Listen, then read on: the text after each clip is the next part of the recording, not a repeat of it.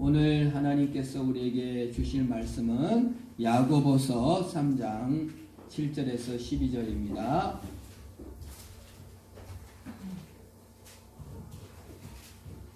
(374쪽) 야고보서 3장 7절에서 12절입니다. 제가 말씀을 봉독합니다. 여러 종류의 짐승과 새와 벌레와 바다의 생물은 다 사람이 길들일 수 있고 길들여 왔거니와 혀는 능히 길들일 사람이 없나니 쉬지 아니하는 악이요 죽이는 독이 가득한 것이다.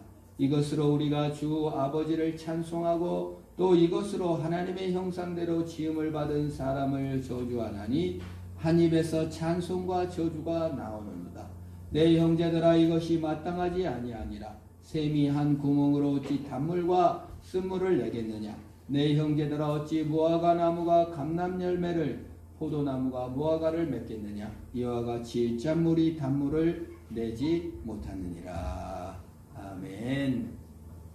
혀를 길들여라. 여러분, 소도 코를 뚫어가지고 길들이고, 말도 길들이고, 범고래, 사람을 잡아먹는 범고래도 길들이고, 악어도 길들입니다. 근데 악어 길들이다가 악어한테 죽은 사람도 있습니다만은, 얼마나 포악한 악어, 범고래도 다 길들이는데 유일하게 길이 안 든 것이 뭐라고요? 혀라는 거예요. 입술로 욕도 했다가 그냥 욕을 안 해야지, 욕을 안 해야지 하면서 욕을 한단 말이에요. 우리 초등학생 같으면은 누가 누구랑 사귄다 그러면 너만 알고 있어? 딱 하면은 그 다음날 가면 싹 알고 있고 나팔이 돼가지고 뭘 말을 할 수가 없는 거예요. 혀는 길들일 수가 없다. 오늘 성경에서는 혀를 길들이라고 하지만은 사실은 혀를 길들이는 게 아니라 우리의 인격을 길들이는 것이고, 인격을 길들인다는 것은 우리가 성숙한 자가 된다는 것인 줄 믿으시기를 바랍니다. 그래서 내가 나쁜 말을 안 해야지 이게 아니라 사실은 내 인격이 성숙하고 내가 하나님 앞에 자라게 되면 혀는 자동적으로 길들여지는 줄로 믿습니다. 길들인다는 건 참 어렵습니다. 이 과거에 알렉산더 대왕이 살았습니다. 그 시대에 유명한 하얀 말이 있었는데 그냥 힘은 좋고 뛰기도 잘하고 명마인데 미쳤어요. 말이 거의 그냥 사람이 가가가면 그냥 막 말이 막 펄떡펄떡 뛰고 막 도저히 이 말을 길들일 수가 없는 거예요. 근데 알렉산더가 어린아이인데 내가 그 미친 말을 길들이겠습니다. 죽이려고 했거든요. 저것이 아무리 명마고 아무리 훌륭한 말이지만 저 미쳐 날뛰는 말이니까 칼로 목을 베라. 그래가지고 이제 말을 목을 칼로 베려고 하니까 알렉산더가 제가 한번 길들여 보겠습니다. 그래서 알렉산더가 그 말을 길들여가지고 정말 전 세계를 정복할 때 그 말을 타고 다녔어요. 근데 어떻게 길들였냐? 그 말이 그림자, 자기에게 자기 모습인데 자기 모습이 이렇게 그림자로 이렇게 비치니까 그림자가 너무 무서워가지고 막 부쩍부쩍 뛰는 거예요. 그래서 알렉산더가 태양빛을 이렇게 해서 그림자가 안 비치게, 자기 그림자를 안 비치게 다가가서 그 말을 길들인 것입니다. 여러분, 우리가 성숙하여야 한다, 하나님 앞에 서야 하는 것은 혀를 길들이려면 첫 번째 공포를 제거해야 될 줄로 믿습니다. 혀를 길들인다는 것은 첫 번째 공포를 없앤다는 것인 줄 믿으시기를 바랍니다. 공포가 있는 한은 인격이 성숙이 안 됩니다. 길들여지지가 않는 거예요. 욕설, 비난, 원망, 공격, 투사, 그거 왜 합니까? 남한테 왜 욕해요? 남을 왜 비난합니까? 남을 왜 공격합니까? 왜 힘없는 개를 때리고 막 발로 찹니까? 공포스러운 두려움이에요. 두려움이 엄습하면 우리는 나를 보호하기 위해서 분노하고 저주하고 원망합니다. 자기 방어에 몰두하는 거예요.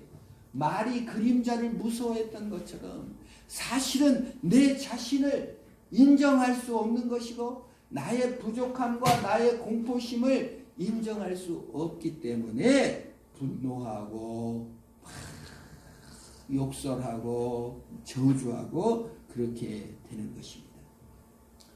과거에 우리나라 그 민속 책을 보니까 어떤 선비가 이제 책을 10,000권을 읽고 죽으려고 했는데 9,000번밖에 안 읽었는데 저승사자가 와가지고 이놈 저승가자, 아이고 책을 10,000권을 못 읽었는데 1,000권 남았어요. 안 된다. 그래가지고 이제 잡아가는 거예요. 저승으로 가는데 저승길에서 주막에서 다 술을 한 잔씩 줘. 근데 이 사람은 10,000권 책 읽기 전에는 술을 안 먹는다고 다 받아먹는데 혼자 안 받아먹은 거야. 근데 그게 망각술이야. 그 술을 먹은 사람은 과거를 싹 잊어먹어. 성경적인 얘기는 아니니까 그냥 얘기로 듣고 마세요.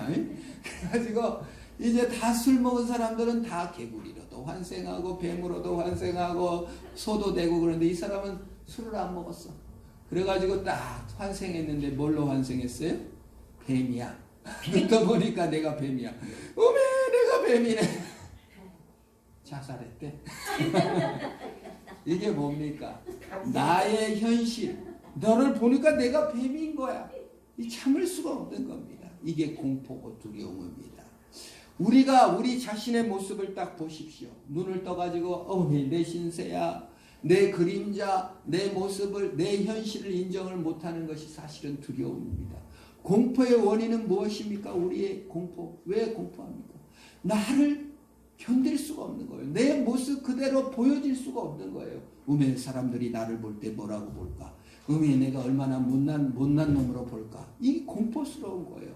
그런데 나를 못난 자가 아니라고 인식하고 똑똑한 것으로 보이고 싶은데 누가 나를 에이 못난 놈 참을 수가 없는 것입니다. 내 모습을 인정하지 못한다면 우리는 공포를 느낍니다.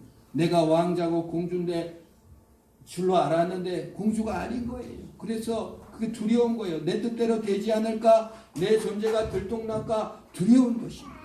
공포는 없애기 위해서는 먼저 거짓을 없애야 됩니다. 공포는 무엇에서 옵니까? 거짓말에서 옵니다. 최초의 아담과 하와는 거짓말에 속았습니다. 네가 하나님같이 돼야 된다. 자신의 부족을 인정하지 못하고 하나님같이 되라는 거짓말에 속아서 지가 하나님인 줄 알고 살아요. 그러니 공포스럽고 자신의 현실을 인정하지 못하는 거예요. 내 부끄러움, 내 연약을 인정하지 못하니까 너무 두려운 거예요. 그래서 부인을 원망하고 그래서 동생을 죽이고 그러는 거예요. 미국에 유명한 살인사건이 있었습니다.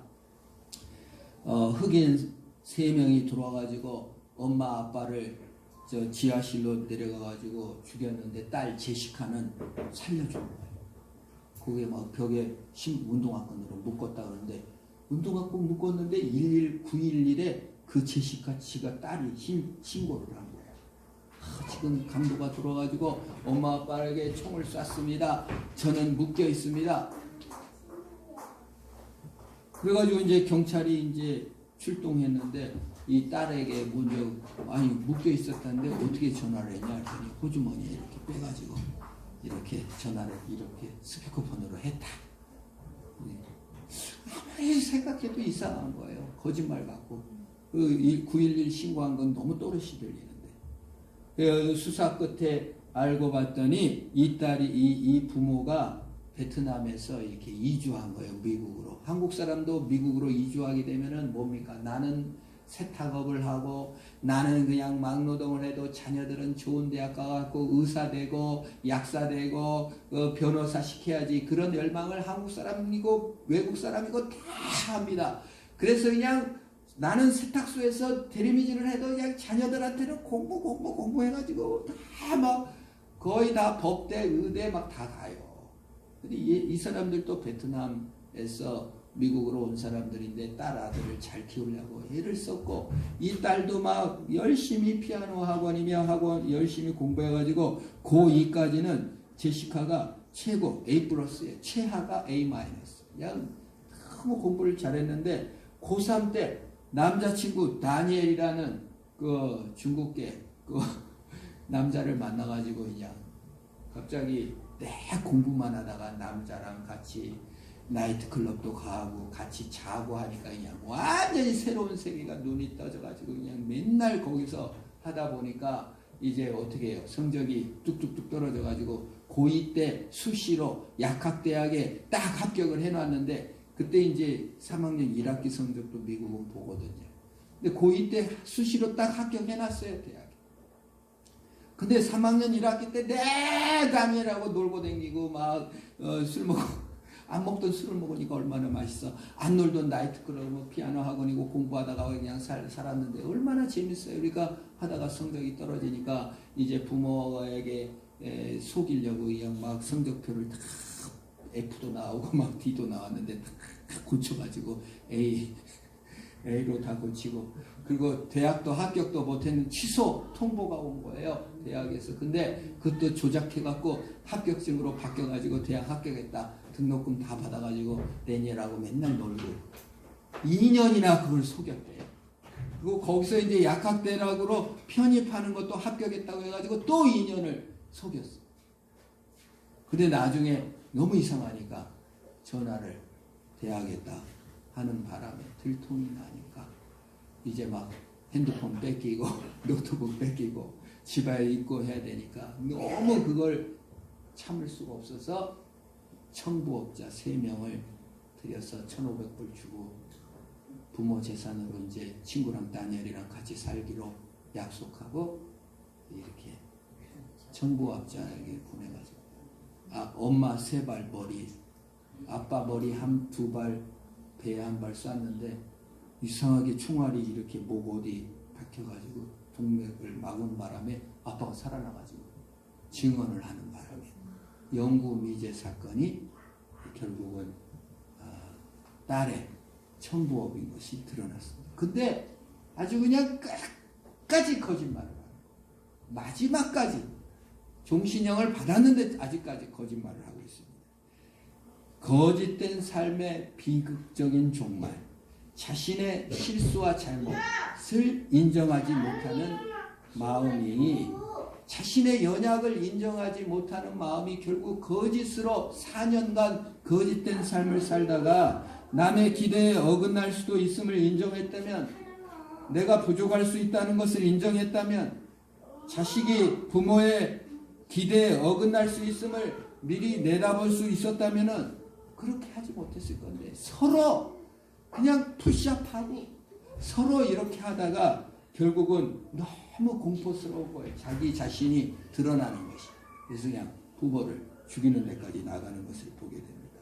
간혹 우리나라에서도 1등을 하다가 성적이 떨어지면은 급격하게 우울해져서 딴 생각을 하는 학생들이 있습니다. 공포입니다. 거짓입니다. 인간이 자신을 성적으로 증명하려 하고 우수한 것으로 자신을 증명하려다 보니까 자신의 연약함, 죄성, 부족함이 드러나는 것을 너무 공포스럽게 생각하는 거예요. 거짓된 공포, 거짓입니다. 만일 우리가 거짓을 없애지 못하면, 우리가 공포를 없애지 못한다면 우리는 우리를 길들일 수가 없는 거예요. 거짓을 신뢰하는 순간, 공포를 느끼는 순간 우리는 분노할 수밖에 없고 길들이지 못하고 결국 망가질 수밖에 없는 것입니다. 거짓된 자아를 산정하고 거기에 자신을 설정하고 그 기준에 따라 사는 순간 우리는 위기의 순간에 남을 속일 수밖에 없어요. 거짓말을 할 수밖에 없어요. 나를 속일 수밖에 없어요. 왜? 두려우니까.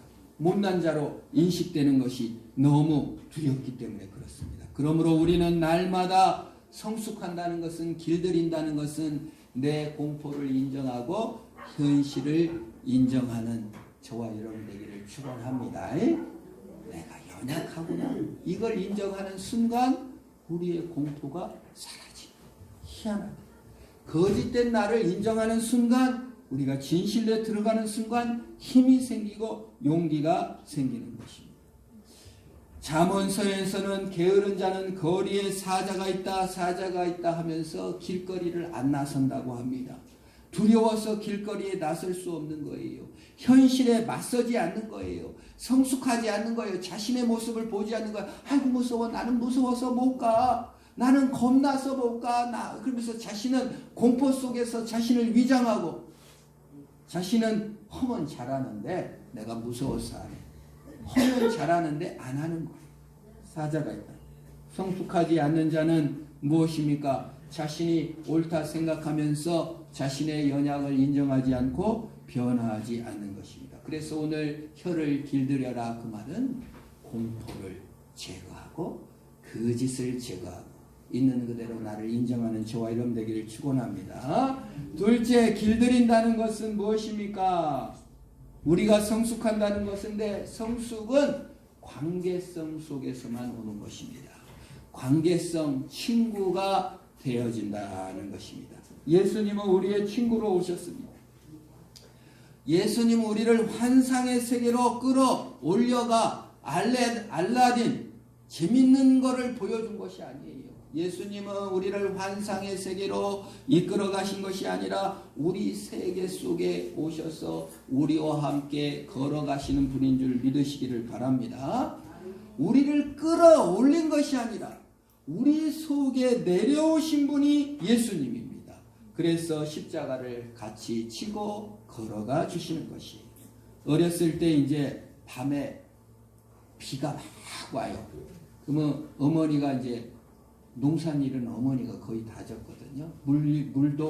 물고도 우리 어머니가 보셨어요. 근데 막 밤에 막 비가 오면 방천이 날까 어쩔까 해가지고 이제 혼자 나가기가 어머니가 무서우니까 자는 나를 깨워. 야, 같이 좀 가자. 그러면 이제 내가 후레쉬를 들고 가는 거야. 근데 지금 생각하면은 어머니가 무서운 모양이야. 밤에 혼자 비는 오고 깜깜한데 가서 무서운데 이제 저랑 같이 가면 이제 안 무서운 거죠. 아무리 어린아이라 해도 한 명 더 가면 무서워요, 안 무서워요? 안 무서워요. 그래, 이게 길들인다는 거예요. 관계성, 예수님께서 우리와 함께 하시면 아무리 힘들고 어려워도 우리가 우리 인생길을 묵묵히 걸어갈 수 있는 줄 믿으시기를 바랍니다. 그게 관계가 맺어져 있고 친구가 있고 사람이 있으면 우리 연약함과 우리 아픔과 우리 현실에 찾아오신 예수님으로 말미암아 같이 걸어가시고 위로할 수가 있는 것입니다. 그 어린 왕자라는 책이 있어요. 생테쥐페리지 프랑스 사람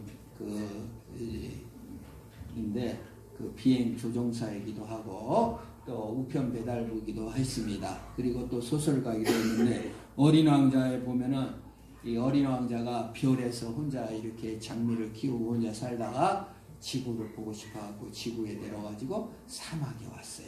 거기서 여우를 만납니다. 여우가 이제 친구가 되자 보니까 여우가 그러는 거예요. 친구가 된다는 것은 길들이는 것이다. 길들인다는 것이 뭐냐 하고 이제 물어보니까 여우한테 어린 왕자가 관계성이 생기는 것이다 라고 대답합니다. 친구는 길들이는 것입니다. 관계성이 생긴 것입니다. 우리의 인격이 관계성으로 친구로 늘어나야 돼요. 혼자 있는 것이 아니라 길들여진다는 것은 관계성 속에서 남을 인정한다는 것이에요. 여우가 이렇게 말해요. 길들여진 게 무슨 말이야? 여우가 말합니다. 사람들은 너무나 그걸 쉽게 잊지. 그건 관계가 생긴다는 뜻이야. 관계가 생긴다고? 그래, 여우가 말했다. 지금 내게 넌 세상에 흔한 여러 아이들과 전혀 다를 게 없어. 그래서 난 내가 필요 없어. 너 역시 내가 필요 없지. 나도 세상에 흔해 빠진 여우들과 전혀 다를 게 없는 여우일 뿐이니까. 그러나 내가 나를 길들이면 우리는 서로 필요해져. 너는 나한테 이 세상에 단 하나밖에 없는 아이가 될 거고 난 너에게 이 세상에 단 하나밖에 없는 여우가 될 테니까. 이 길들인다는 것은 서로에게 있어서 가장 필요 없는 존재가 아니라 가장 필요한 존재가 된다는 거예요. 우리가 예수 앞에 나왔다는 거 뭐예요?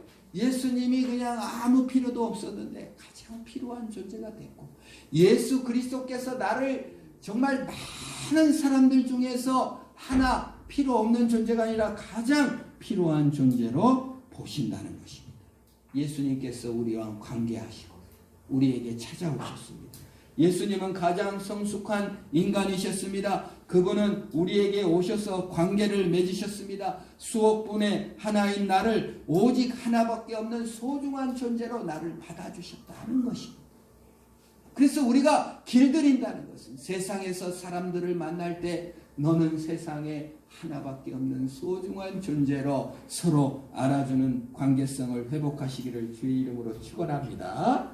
그것이 성숙한 일이에요. 남을 귀중히 알아주고 그와 관계하는 것입니다.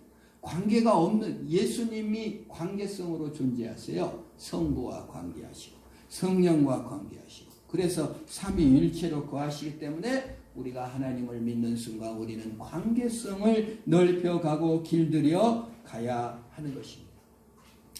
지금 국제사회는 짐승의 세계입니다.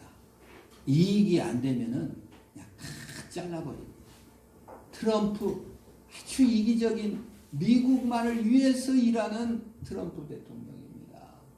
우리나라는 어떻습니까? 과거에 대만과 우리가 국교를 맺고 있었어요. 대만의 장제스는요, 한국을 통해서 그 중국으로 쳐들어갈 생각을 했기 때문에 우리와 혈맹이라고 생각했어요.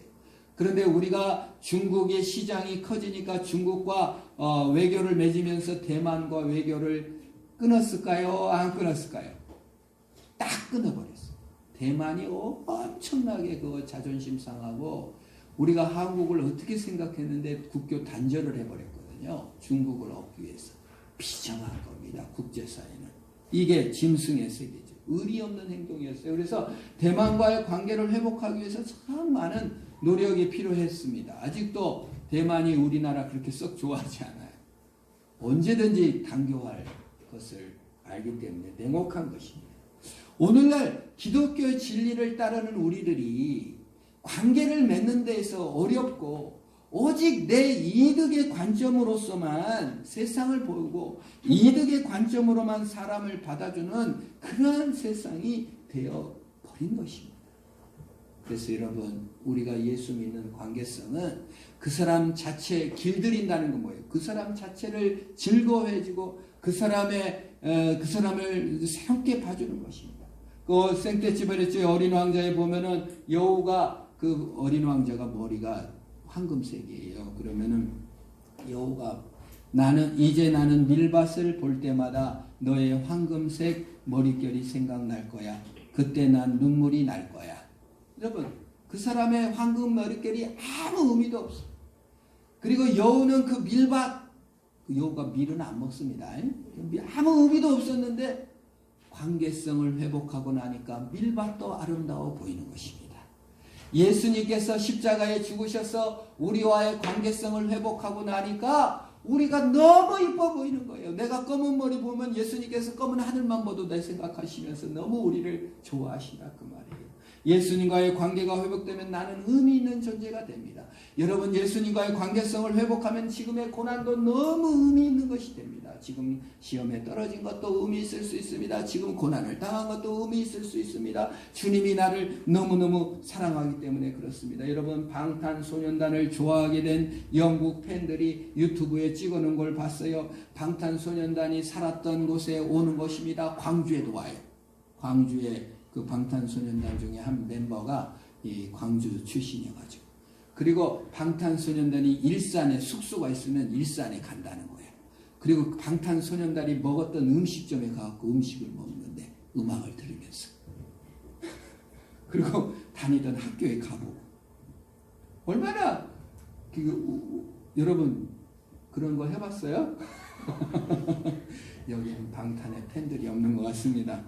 방탄을 보기 위해서 돈을 모으고 제가 아는 목사님 딸은 방탄소년단 공연을 가기 위해서 중간고사가 다음 주인데도 아주 죽도록 공부한 다음에 부모 허락을 받아가지고 선생님한테 부모랑 같이 찾아가가지고 책임질 테니까 보내주세요 해가지고 공연 일주일씩 텐트 치고 그 앞에서 지킨다는 거예요. 줄을 서서 내게 사랑하게 되면 그토록 의미가 있는 것이 그것입니다. 과거에 어떤 비틀즈, 아바 그룹 팬들이 미국에, 영국에 우리 한국 사람 중에 그래요. 비틀즈가 자랐던 도시 가가지고 비틀즈가 갔던 음식을 먹고 막 걸어 보이는 것입니다. 예수님은 우리의 편의상으로 우리의 삶의 의미를 두고 우리에게 찾아오신 것입니다. 나는 방탄도 아니고 비틀즈도 아니지만 예수님께서 나를 팬심을 갖고 와요 찾아와서 팬이 아니라 와요 생명을 걸고 우리의 삶에 임하는 거예요. 그래서 우리의 의미 없는 삶들이 그냥 뭐 콩을 하나 뽑은 것도 정말 예수님께서 오셔서 같이 뽑아주시고 우리의 삶은 이제 예수 안에서는 아티스트가 되는 겁니다. 행위 예술가가 되는 것처럼 가치 있는 것입니다. 왜요? 고난을 받으신 예수님께서 영으로 우리와 함께 해주시고 우리를 팬심으로 아주 그 아픔 속에 그 죄성 속에 우리가 성숙해 가는 것을 바라는 것입니다. 그러므로 여러분 지금 당장 좀 아파하고 여러분 비틀즈가 아파하고 비틀즈가 슬퍼하고 여러분 일산에서 방탄이 그냥 숙소에서 그냥 거기서 컵라면 먹고 김밥 먹을 때 이렇게 유명해질 줄 알았어요? 몰랐어요? 몰랐습니다. 여러분 이 땅에서 우리가 고난받고 이 땅에서 무시받고 때로는 그냥 좌절 낙심해도 여러분 주님 그것이 예수 안에서 엄청난 의미가 되고 복이 되는 줄 믿으시기를 바랍니다. 그걸 관계성을 맺는다는 거예요. 밀밭이 아름다워 보이는 것입니다. 지금의 세상이 아름다워지는 것입니다. 왜요? 교제하고 성숙한 자리에 있기 때문에 그렇습니다. 여러분 상대방들을 볼 때 의미 있게 봐주시기를 축원합니다. 내가 그의 이름을 불러줬을 때 그는 나에게 꽃이 되었다. 그 이름을 불러주는 때 그와 관계성을 회복할 때 우리는 길들여지는 것이고 그리스도의 능력 안으로 들어가는 것입니다. 세 번째 길들인다는 것은 책임지는 자가 된다는 것입니다. 책임 없는 것은 미성숙을 말합니다. 무책임한 자는 미성숙합니다. 책임을 안 져요. 그냥 부모가 자녀를 양육할 책임을 져야 때문에 부모는 성숙한 자로서 자녀를 책임을 다해야 됩니다. 자녀가 며칠 전에 뉴스에 보니까 아기를 낳았는데 그냥 나이트클럽에서 놀다 왔는데 아기가 죽었대. 한국에서 있었던 일이에요. 무책임한 부모입니까? 책임성 있는 부모입니까? 아주 책임한 부모죠. 자녀의 현실감 있게 자신을 감당하지 못하는 것은 매우 저주스러운 일입니다. 히틀러는 무책임한 자였습니다. 부모도 무책임했어요. 유대인을 싫어하는 이유가 뭡니까? 부모가 무책임하게 자녀는 잘 안 돌보고 바람 피고 다니는데 해필 유태인 옆집 유태인하고 바람 펴가지고 유태인을 어렸을 때부터 미워해가지고 원한에 사무쳐가지고 미성숙한 부모로부터 학대받은 것인데 그거를 부모 유대인 탓으로 돌려서 그냥 미성숙한 상태에서 사람들을 그렇게 600만 명씩 죽여버리고 자아중심성 남에 대한 책임을 전혀 안 지고 내가 기분 나쁘면 그냥 다 내 기분대로 다 해버리는 것, 책임을 지지 않는다는 것입니다. 자꾸 욕구를 실현하고 자기 지배력을 확장할 뿐입니다. 책임감의 반대는 지배력입니다. 지배하고 다스리고 마음대로 해버리기만 하지 그 사람의 양육에 대해서 그 사람의 성장에 대해서는 아무 관심이 없는 거예요. 그래서 미성숙한 자는 지배력을 확장하고 자기 말대로 안 하면 그냥 막 두들겨 패버리고 뒤집어 엎어버리는 것입니다. 부모가 부모 말 안 들었다고 너무 가혹하게 학대하고 막 이런 것은 사실은 미성숙의 결과입니다. 자녀들을 부모 지배 맘대로 그냥 자녀들이 이거 다 미성숙의 결과예요. 지배하려 하고 성장하려 하지 않은 아이들을 어떻게 설득하고 어떻게 책임을 다해야 할지가 우리가 걸어가야 될 길이에요. 사실 성장하지 않는 아이들, 지배하려고 하는 아이들, 분노하기만 하는 아이들, 분노하고만 있는 나의 내면, 게으르게 무서워하기만 하고 있는 내면들을 확장시켜 나가는 것입니다.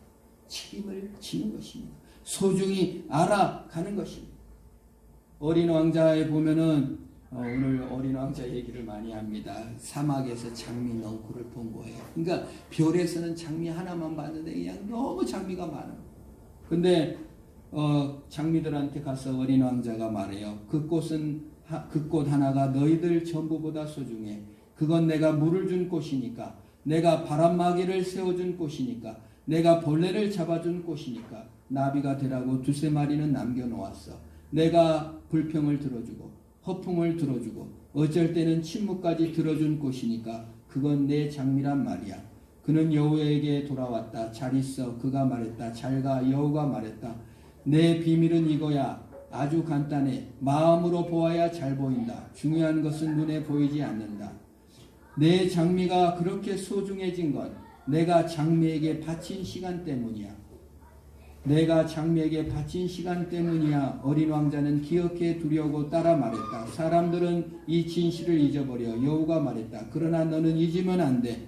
넌 내가 길들인 것에 대해 언제까지 책임이 있어? 너는 내 장미한테 책임이 있어. 여러분, 책임이 지어야 돼.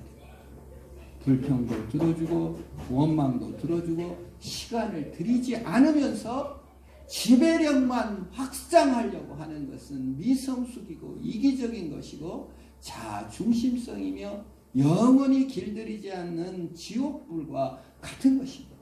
여러분, 무서운 사람 보세요. 그냥 뭐 자기 말대로 안 하면 자기 뜻만 고집하는 사람, 그 의지는 강해갖고 절대 고집을 내려놓지 않은 사람, 책임은 없으면서 그냥 막 하는 사람 얼마나 피곤합니까? 길들여지지 않는 거예요. 하나님께 길들여지지 않은 자입니다. 그러니까 지루하고 소중하지 않고 그냥 그렇습니다. 재미도 없습니다. 우리는 하나님께 길들여진 예쁜 꽃이 되어야 합니다. 예수 그리스도는 우리를 책임을 지시고 이 땅에 오셔서 우리의 미성숙을 다 안고 예뻐해 주신 것입니다. 그런 책임성을 확장시켜 가시기를 축원합니다. 책임성 속에는 조건성이라는 거예요. 여러분, 우리가 아기를 낳았을 때 처음에는 똥을 싸도 이쁘고 그냥 오줌을 싸도 이쁘고 그렇습니다. 그러니 무조건적인 사랑이라고 합니다. 이게 무조건 사랑을 통과한 것이 조건적 사랑이에요. 그 다음에 그냥 7살인데도 오줌을 그냥 옷에다 싸버립니다. 8살인데도 똥을 그냥 옷에다 싸버립니다. 그러면은 어때요? 이뻐요? 안 이뻐요? 안 이쁩니다. 그래서 아이를 훈련시킵니다. 똥을 싸면 안 되는구나. 학교는 훈련을 시킵니다. 공부를 해야 이뻐해 줍니다. 조건성이죠. 책임을 진다는 것은 조건성을 이해해 간다는 것입니다. 우리가 예수의 사랑을 받아들이고 예수의 능력을 받아들여 무조건적으로 사랑했다는 것은 이제 받아들인 다음에는 그 다음에는 책임을 져야 되는데 그게 뭐예요? 조건성을 받아들이는 거예요. 야, 이걸 해야 하나님이 기뻐하시는구나. 이렇게 또 살아야 되는구나. 순종의 삶을 살아야 되는구나. 내 혀가 길들여져야 되는구나. 내가 주님 앞에 드리는 것이 있어야 되는구나. 시간을 드리는 것이 있어야 되는구나. 조건성은 하나도 안 하고 영원히 아이처럼 나를 받아주고 지배력만 확산하려고 합니다. 자기의 조건성, 책임성을 늘려가지 못합니다. 이게 미성숙이에요. 지배력은 확장하려고 하는데 조건과 책임을 담당하지 않으니까 주변에서 피곤한 거예요. 여러분, 하나님 앞에 하나님은 뭐예요? 조건을 다 완성했습니다. 성부 하나님께서 정해놓으신 율법을 다 그 조건을 완성하시고 온전히 우리를 책임을 지시고 예수님께서 십자가에 죽으셨습니다. 조건을 완수하셨기 때문에 우리를 무조건적으로 사랑하실 수 있게 됐어요. 우리가 그 무조건적인 사랑을 받아 이제 주님 앞에 책임성을 다하는 자로서 성숙해 나아시기를 주의 이름으로 축원합니다. 마지막으로 길들여진다는 것은요, 권위를 인정한다는 거예요. 권위를 인정하지 않으면요, 성숙이 없습니다. 예를 들어 아들이 아빠의 권위를 인정하지 않아요. 아빠가 맨날 때리니까 엄마하고만 좋아해요. 그 권위를 부정합니다. 아빠의 권위를 인정하지 않는 한은 길들여지지 않습니다. 학교 가면 선생님이 권위자인데 아빠 같은 생각이 들어가지고 선생님이 미운 거예요. 교회 가면 목사님이 아빠 같아서 싫은 겁니다. 계속 권위를 인정하지 않으면 어떻게 됩니까? 벗어나고 도망치고 발부둥치려고 합니다. 자유를 얻으려고 강구하지만 그것이 행복인 것 같지만 권위를 인정하지 않기 때문에 항상 불안한 것입니다.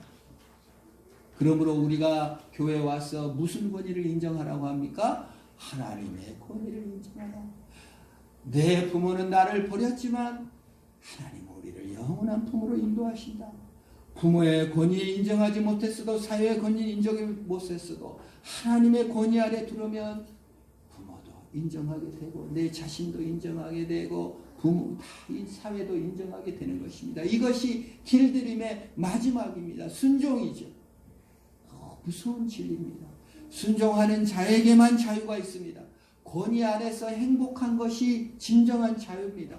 거기서 벗어나려고 발부둥치고 반항하고 미워하고 시기하고 비판하다 보면 분노로 가득 차서 내가 죄에 얽매여 있는 것을 보게 됩니다. 마귀는 결단코 하나님의 권위를 인정할 수 없었습니다. 그것이 악이었습니다. 그래서 하나님과 배반하고 놓았습니다. 권위를 인정하지 못한다는 건 뭡니까? 내가 하나님보다 열등하다는 걸 참지 못하는 거예요.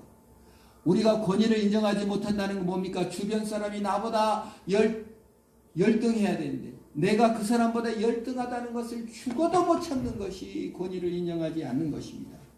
여러분 차라리 인정하시는 역사가 있기를 축원합니다. 그래 네가 나보다 낫다. 당신이 나보다 낫소. 한번 옆 사람하고 인사합시다. 시작. 당신이 나보다 낫소. 그게 권위를 인정하는 것입니다. 예수님이 나보다 낫다고 인정하는 것입니다. 그럴 때 행복이 오는 거예요. 자유가 있는 거예요. 누가 막 비판하면 아유 맞어요. 맞아요. 그런 면이 있네요. 혀는 길들이지 못하는 것은 내가 아직도 내 자아가 미성숙했기 때문입니다. 성숙된 자리에 나아가 승리하시기를 축원합니다. 공포를 제거하고 거짓을 없앰으로 길들여지고 성숙하시기를 축원합니다.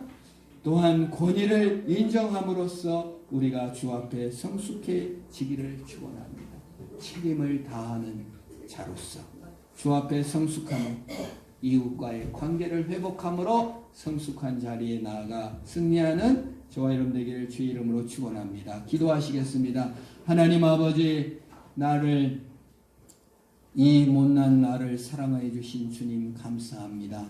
나는 미성숙하며 나는 분노하며 나는 지배하기만을 원하는 자며 승리하기만을 원하는 자였고 나의 부족도 나의 열등감도 인정할 수 없었습니다. 이러한 부족한 자를 주님께서 오셔서 십자가를 지시고 사랑해 주셨사오니 이제 그 주의 능력 안에 일어서게 하옵소서. 예수님의 이름으로 기도합니다.